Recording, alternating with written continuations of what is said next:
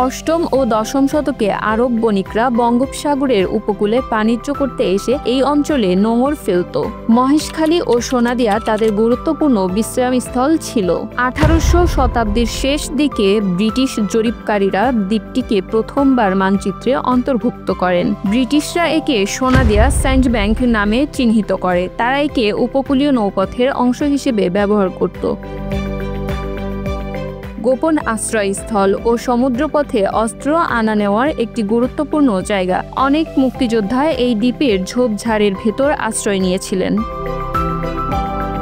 2000 সালের পর থেকে দ্বীপটি পরিবেশবিদ ও সরকার উভয়ের নজরে আসে, কারণ এটি বাংলাদেশের সবচেয়ে গুরুত্বপূর্ণ সামুদ্রিক জীববৈচিত্র্যের কেন্দ্রগুলোর একটি। এখানে সামুদ্রিক কচ্ছপ ডিম পাড়ে, পরিযায়ী পাখিদের বিশ্রামস্থল এবং প্রবাল প্রাচীর ও সামুদ্রিক শৈবালের আশ্রয়স্থলও রয়েছে।